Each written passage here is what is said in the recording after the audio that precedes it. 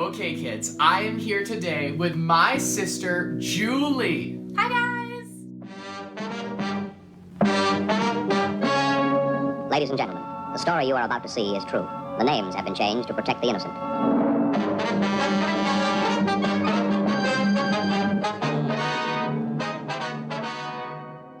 So Julie's here with me, and we're gonna tell you a story from, what do you think, Julie? What year do you think it was?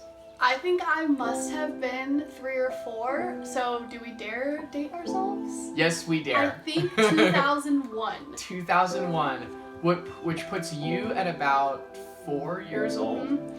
And that would put me at, I guess I'm a couple years older than you. Yeah, I so think 8, 7, or 8. 7 or 8, somewhere in Yeah. there. The prime. Well, as you all have experienced, there are some days in life where mom wants to deep clean the entire house. The whole thing. Yep. And so today was one of those days, and she gave us all assignments. Do you remember what your assignment was, Julie? I have absolutely no idea, but that's probably why there was a problem.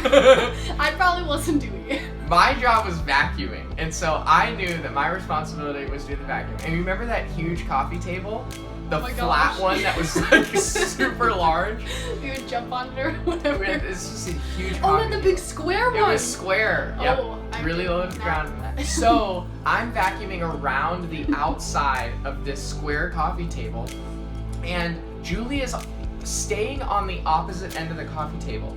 And as I vacuum around the edges, you were just like taunting me. I was in the way as much as possible on purpose. And I don't even know what she was saying, but you were driving me nuts. I was, if I were being honest, I was really trying to get under your skin, which is honestly not super normal for me.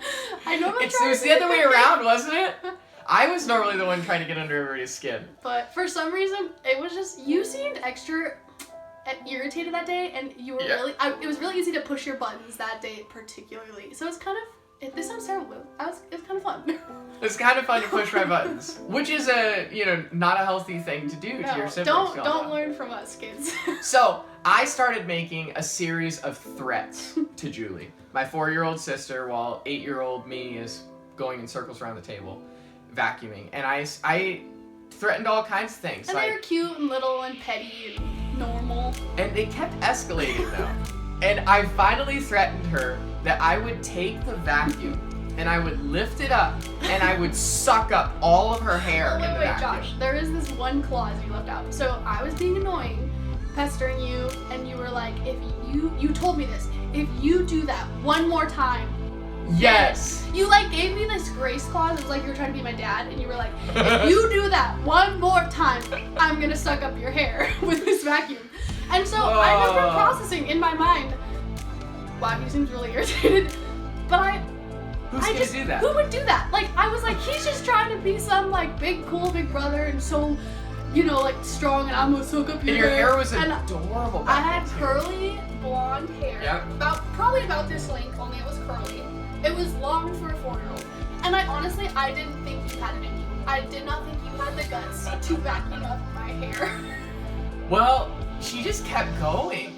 And I think she was more like calling my bluff at that point. Oh, yes. She wanted to see, like, is he actually gonna fall through? So, Yeah. Mom had one of those Kirby vacuums from the 90s that had the part that you push with the, what did you call it? It was like spindles? Okay, so yeah, it's not like the normal vacuum that we have nowadays, cute little petite vacuums. Huge vacuum. It's probably double the size of you. And then it's not like it just like sucks up air like a little like wind blower thing. It literally had 2 spirals that go. And so if he were to just hypothetically, if you were to vacuum someone's hair up, it wouldn't just like, suck into the tube and then you turn it off and then it comes back down. No, it literally spirals. And it would intertwine your hair if you were so And it had so- little like thingies sticking out of it. Oh And there my were God. 2 of them. So it's not just one spiral, it's 2 spirals. So you see where this is going. I lifted this vacuum up in the air and I lurched at her. And when she was turning around to run away, it got the entirety of her hair, like every single bit, and sucked it up in the vacuum. And I remember this moment. I screamed. where she went down to the ground. The vacuum is still on, and she's like flailing on the ground as the vacuum is continuously sucking her hair in, and every strand. And I finally turned off the vacuuming. The And vacuum. I'm still screaming. Blood curdling I'm screams. irate. Mom comes in the room. Just What is going on? poor lady. She had no idea what was happening. And so she honestly could care less about what Josh had done. She was horrified for my hair. Yeah. My pretty blonde curly hair. I was born without hair, and so Mom was just happy that I had hair.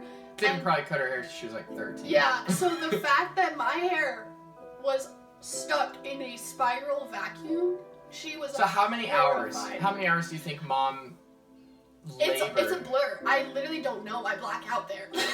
All I know is you didn't get in trouble. And I was so mad because in my mind I was like, he's gonna get it so good. But Mom I was didn't so get in trouble. angry, upset, and horrified. She was so worried about getting my hair out of the vacuum and Yeah. taking care of me that Josh never got in trouble. And I mean, to be honest, you felt guilty. Like, you did get in trouble. The conscience probably got you in trouble. But I remember That was so so mad you crazy. didn't get in trouble. I remember going to Mom's bed because I knew I'm in trouble. I'm gonna go to her room. I'm gonna sit on the bed and wait for her to come back. But she was exhausted by the time she pulled her hair out of the vacuum. That, Yeah. she was like, "Don't ever do that again." Josh learned his lesson. He didn't. I did learn my lesson. But I still kind of wish he got in trouble. You know. Are you still a little I'm still a little disappointed. You know, I still think that you disappointed? deserve maybe no cookie or something. Well, to wrap up this story, we just want to say that you may experience some really crazy stories where you do wrong things to your siblings. But the most important thing that our family and our parents ever taught us was forgiveness. And I remember all the time Mom and Dad saying, "No, you don't have to like it, but that is your sibling. They're going to be your friend for the rest of your life." They're your best friend. You're gonna Yep. have them forever. Some friends you'll have for a really long time, but your sibling's gonna be your best friend. And I'm so glad that Mom and Dad taught us to ask for forgiveness. And it was really hard, but even something like sucking up your sister's hair in a vacuum, you can ask for forgiveness and eventually get over it. I forgive him. Thanks, Josh, Julie. I forgive you. This was so fun. Thanks for pausing with us and enjoying this little story from our childhood. Bye, Bye, guys. guys.